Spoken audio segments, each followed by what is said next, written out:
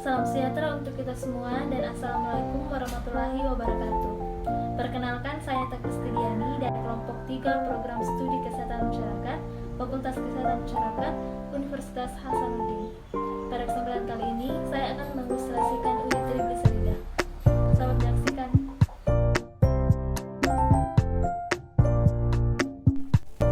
Adapun poin-poin yang akan kita bahas yaitu yang pertama tujuan uji, yang kedua prinsip uji, yang ketiga alat dan bahan, yang keempat prosedur, yang kelima interpretasi hasil, dan yang keenam kesimpulan. Poin pertama yaitu tujuan uji. Tujuan uji trigliserida adalah untuk menentukan kadar trigliserida dalam serum atau plasma darah manusia.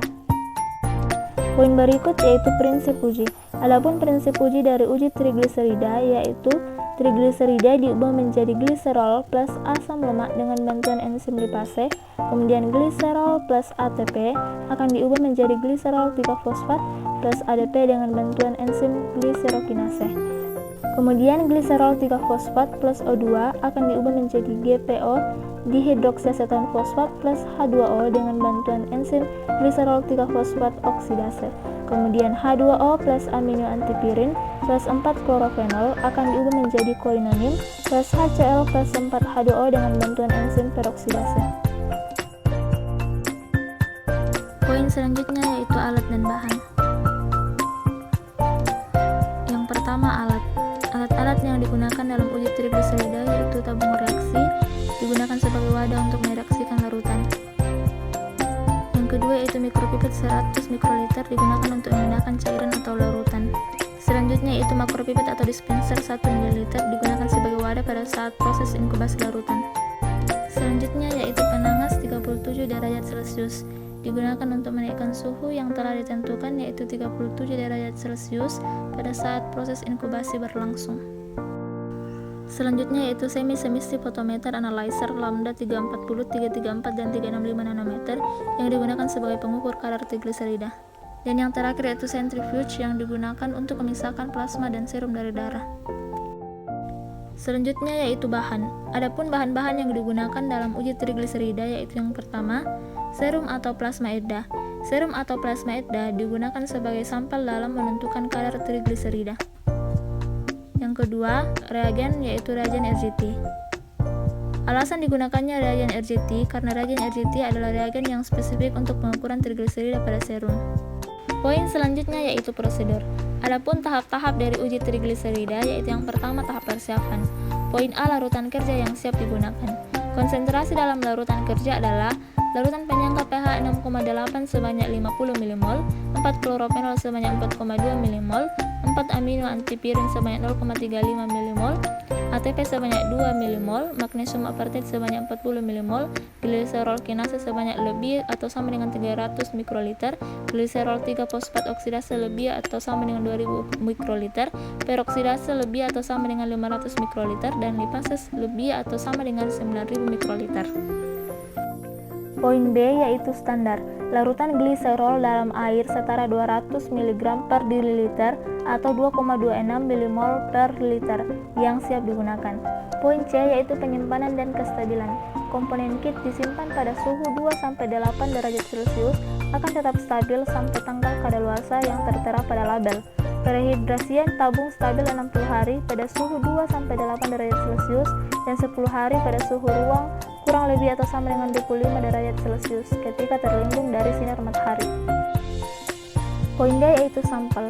Serum atau plasma dengan EDA atau heparin trigliserida stabil 4 hari pada suhu 2-8 derajat Celcius dan sampel 3 bulan pada suhu minus 20 derajat Celcius. Tahap yang kedua yaitu tahap analisis. Yang pertama, masukkan supernatan sebanyak 0,01 ml pada tabung sampel. Yang kedua, masukkan standar sebanyak 0,01 ml pada tabung standar. Yang ketiga, masukkan reagen masing-masing 1 ml pada tabung blanko, sampel, dan standar. Dan yang terakhir, campur rata atau homogenkan dan diamkan selama 5 menit pada suhu 37 derajat Celcius atau 10 menit pada suhu ruang. Poin yang ketiga yaitu tahap perhitungan dengan rumus sampel overdosis per standar overdosis dikali 200 sama dengan miligram of triglyceride per diliter. Standar International Unit yaitu miligram per 100 dl kali 0,0113 sama dengan milimol per liter. Poin berikutnya yaitu interpretasi hasil. Ini adalah tabel kategori kadar trigliserida, di mana kadar yang normal yaitu kurang dari 150 mg per diliter, kadar ambang batas tinggi 151 sampai 199 mg per diliter, kadar ambang batas rendah yaitu 200 sampai 499 mg per diliter, dan kadar yang amat tinggi yaitu lebih atau sama dengan 500 mg per diliter.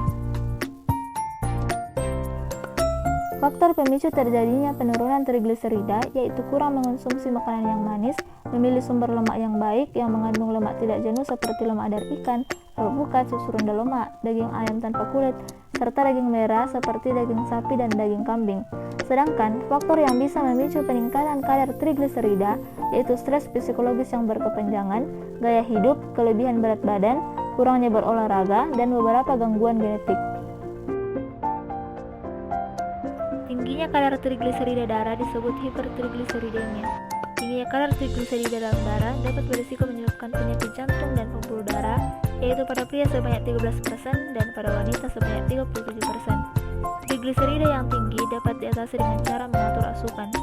Konsumsi sayur dan buah yang tinggi akan serat serta vitamin dapat menurunkan kadar trigliserida dalam darah.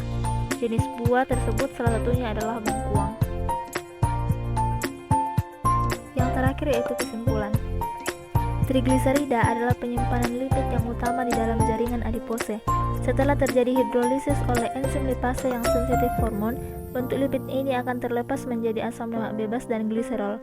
Nilai kadar trigliserida yang normal yaitu kurang dari 150 mg per diliter.